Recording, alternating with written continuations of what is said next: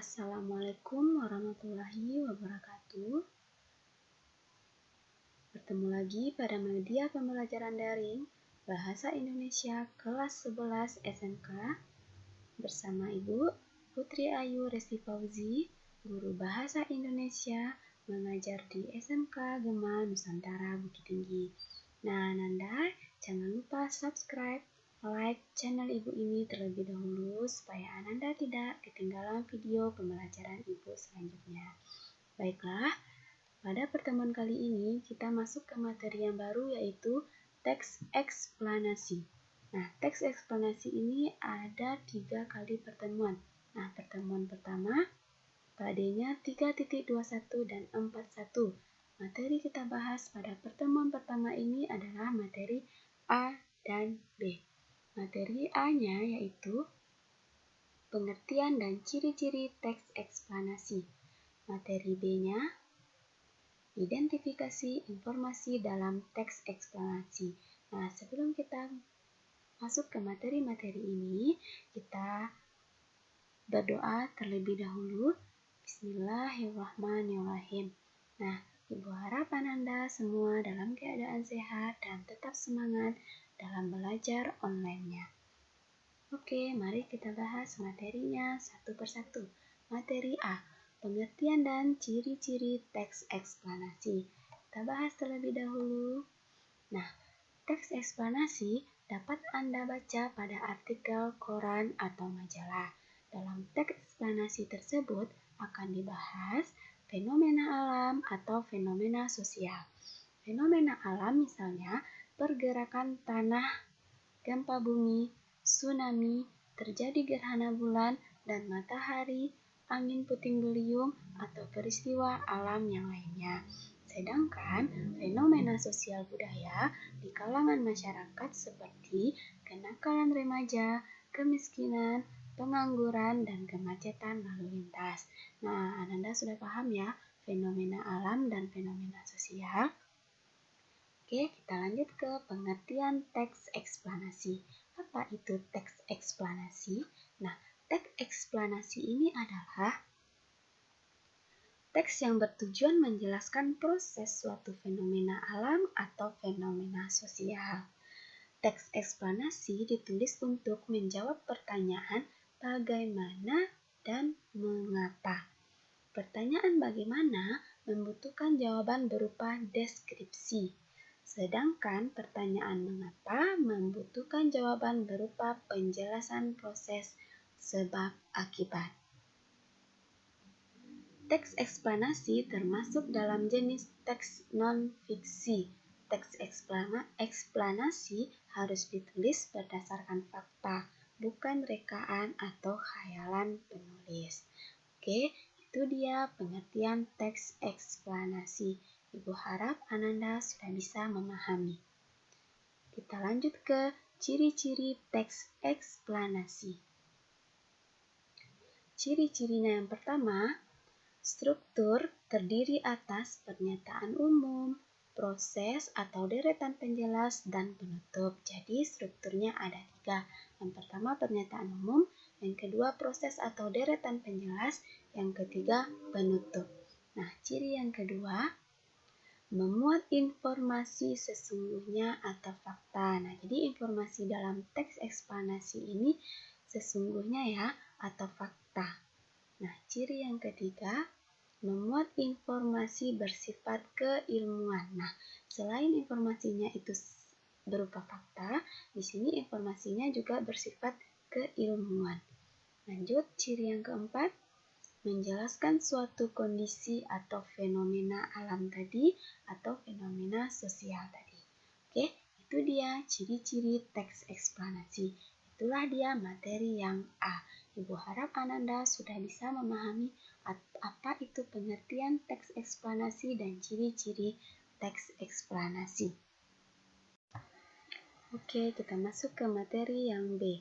Nah, sebelum kita masuk ke materi B, materi A dan B Ibu ini atau materi teks eksplanasi Ibu ini dibantu oleh Ibu Desi Erlinasari. Oke. Nah, dalam identifikasi informasi dalam teks eksplanasi yang akan kita bahas yaitu yang pertama fakta dalam teks eksplanasi. Jadi, informasi dalam teks eksplanasi itu ada fakta. Mari kita lihat. Teks eksplanasi menjelaskan suatu fenomena alam dan fenomena sosial. Proses terjadinya fenomena alam atau fenomena sosial dalam teks eksplanasi disusun secara fakta yang ada. Nah, jadi kita susun teks tersebut berdasarkan fakta-fakta yang ada. Oke, kita ketahui dulu apa itu fakta. Nah, fakta adalah peristiwa atau kejadian yang sungguh-sungguh terjadi. Nah, fakta terdapat dalam paragraf-paragraf teks eksplanasi. Oke. Lanjut, yang kedua informasinya itu gagasan pokok dalam teks eksplanasi. Nah, paragraf eksplanasi dikembangkan berdasarkan gagasan utama atau ide pokok. Gagasan utama adalah gagasan yang dijadikan dasar dalam mengembangkan kalimat. Gagasan utama terdapat pada kalimat utama. Kemudian kalimat itu dikembangkan dengan kalimat penjelas menjadi suatu paragraf. Itu dia gagasan pokok dalam teks eksplanasi. Mari kita lihat contohnya. Nah, ini ada salah satu contoh teks eksplanasi yang berjudul Terjadinya Gempa Bumi. Oke, silahkan Anda perhatikan.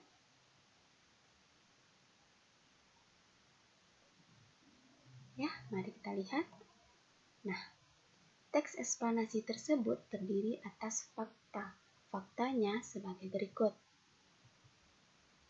Nah, yang pertama, gempa bumi terjadi pada retakan dalam gerak bumi yang disebut patahan. Nah, patahan ini gempa bumi yang terjadi pada retakan dalam gerak bumi. Ini adalah fakta. Ini adalah contoh kalimat fakta. Contoh kalimat fakta yang kedua dari teks eksplanasi di atas tadi, patahan terbentuk karena batuan rapuh dan pecah yang disebabkan oleh tekanan besar, meregang, menekan, atau memilih yang mendesaknya. Ini adalah contoh kalimat fakta. Nah, contoh kalimat fakta yang ketiga, tekanan yang timbul di daerah gerak ini disebabkan oleh pergerakan perlahan-lahan lempeng bumi. Nah, ini adalah fakta. Lanjut kalimat fakta yang keempat, gempa bumi terjadi karena tekanan semakin meningkat di daerah batuan sampai pada tingkat tertentu sehingga terjadi pergerakan mendadak. Ini contoh kalimat fakta. Terakhir, pergerakan ini dapat menciptakan patahan baru ketika batuan pecah pada titik terlemah, atau pergerakan menyebabkan batuan menggelincir di sepanjang patahan yang ada. Nah, ini juga adalah kalimat fakta dari teks eksplanasi di atas. Nah, jadi kalimat fakta itu adalah suatu kejadian yang benar-benar terjadi dan dapat dibuktikan kebenarannya. 5 kalimat ini bisa dibuktikan kebenarannya. Maka dari itu ini adalah kalimat fakta. Nah, Ibu harap Ananda sudah memahami apa itu kalimat fakta dan bisa mencari contoh-contoh kalimat fakta. Nah, lanjut kita lihat contoh gagasan utama. Nah, contoh teks eksplanasi yang berjudul Terjadinya Gempa Bumi mengandung dua gagasan pokok. Dua gagasan pokok tersebut sebagai berikut. Yang pertama, gagasan pokok yang pertama pada paragraf pertama. Gempa bumi terjadi pada retakan dalam gerak bumi yang disebut patahan. Itu adalah gagasan pokok pada paragraf pertama. Paragraf kedua, gagasan pokoknya, terjadinya gempa bumi karena tekanan meningkat di daerah batuan sehingga terjadi pergerakan mendadak. Itulah gagasan pokok pada paragraf kedua pada cerita terjadinya gempa bumi teks eksplanasi tersebut. Nah, itulah dia materi A dan B dari teks eksplanasi. Jadi kesimpulannya, materi A kita membahas apa itu pengertian teks eksplanasi dan apa ciri-ciri teks eksplanasi.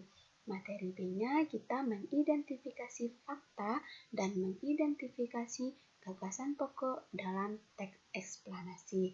Nah, Ibu harap Ananda sudah memahami apa itu teks eksplanasi dan materi A serta materi B-nya. Semoga Ananda bisa memahami materi-materi Ibu. Ibu akhiri pertemuan kita yang pertama ini. Assalamualaikum warahmatullahi wabarakatuh. Sekian, terima kasih.